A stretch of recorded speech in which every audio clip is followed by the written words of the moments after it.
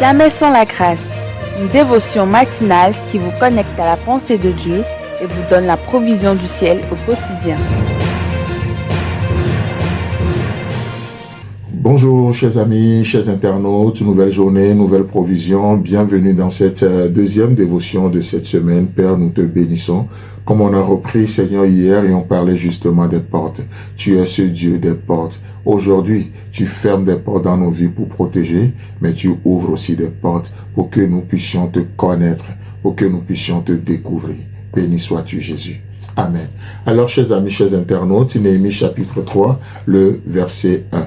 Eliashib, le souverain sacrificateur, se leva avec ses frères, les sacrificateurs, et ils bâtirent la porte des brebis. Et justement, nous sommes en train de parler des portes, n'est-ce pas? Vous savez, dans ce verset d'Apocalypse qu'on a vu hier, Apocalypse chapitre 3, le verset 7, où il est dit, voici ce que dit le saint, le vrai, celui qui a la clé de David, celui qui ouvre de telle sorte que personne ne peut fermer, et celui qui ferme de telle sorte que personne ne peut ouvrir. Vous savez, et là nous voyons les deux façons, les deux parties de la vie chrétienne en général. Ce n'est pas que des choses à ne pas faire, mais c'est aussi des choses à faire. Ce n'est pas que des choses à faire, mais aussi des choses à ne pas faire. Et c'est ça la complémentarité. C'est ça je dirais, une vie chrétienne équilibrée. Parce que beaucoup vont nous parler juste de ce qu'ils ne font pas. Oui, vous ne faites pas, tu ne fumes pas, tu ne bois pas, tu ne fais pas, Oui, mais qu'est-ce que tu fais en réalité? Tu vois? Et donc, c'est important que nous combinons ces deux parties-là. Il ferme de telle sorte que personne ne peut ouvrir. Alors, il a fermé la porte de l'accusation. Il a fermé la porte de la malédiction. Et aucune malédiction ne prévaudra point contre nous. En revanche, il a ouvert d'autres portes. Les portes du paradis, les portes de la vie en abondance, les portes de l'épanouissement, de telle sorte que personne ne peut nous empêcher de vivre de notre épanouissement en Jésus-Christ. N'est-ce pas merveilleux ça? Dans la version parole vivante, il est écrit au messager de l'église de Philadelphie. Voici ce que dit celui en qui se sont incarnées la sainteté et la vérité, qui détiennent la clé de David. Ce qu'il ouvre, nul ne pourra le refermer. Waouh! Ce qu'il ouvre, nul ne pourra le refermer, et ce qu'il ferme, nul ne pourra le rouvrir. Waouh, ça c'est notre Dieu, ça c'est notre Dieu. Tout comme il a fermé la porte de l'année 2025, et vous savez quoi? Plus jamais vous ne rencontrerez plus 2025 sur votre chemin.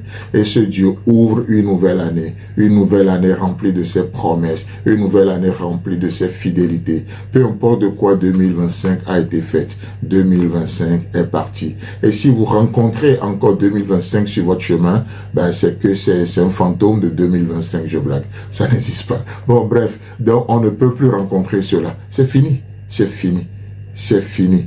Tout comme pas une seule offrande, nous dit l'auteur du livre aux Hébreux, l'épître aux Hébreux, pas une seule offrande, il a amené à la perfection et pour toujours ceux qui sont sanctifiés.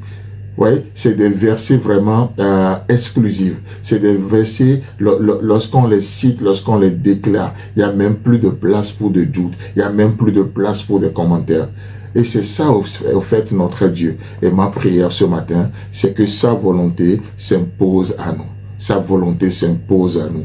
Jésus-Christ, non seulement il dit être le chemin, c'est-à-dire le canal qui mène au Père, parce que c'est ce qu'il a dit, n'est-ce pas? Je suis le chemin, la vérité et la vie. Nul ne va au Père sans passer par moi, n'est-ce pas? Non seulement il est le chemin, ce canal qui mène au Père, mais il est aussi la porte des brebis.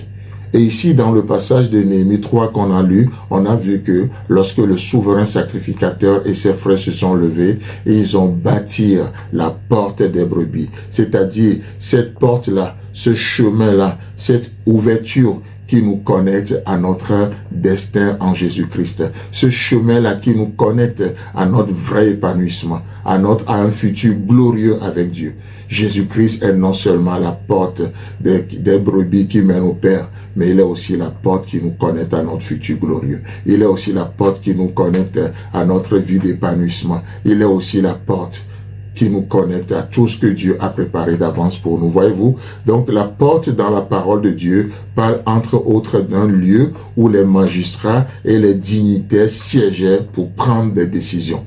Et du coup, quand Néhémie a décidé de commencer son chantier par la porte des brebis, c'est vraiment significatif. Et si Jésus se présente à nous comme étant la porte des brebis, alors c'est que cela renferme non seulement un secret, mais un pouvoir, une autorité, et que Dieu voulant, nous allons découvrir demain. En attendant, pensez avec Dieu, chers amis. Que Dieu vous bénisse. Si vous avez aimé cette émission, parlez-en à vos amis. Parlez-leur du message de la grâce et de ce qu'il fait dans vos vies. Pour un sujet de prière, une question ou pour devenir partenaire, contactez-nous au 00229 94 75 80 20. Que Dieu vous bénisse et à la prochaine. En attendant, pensez avec Dieu.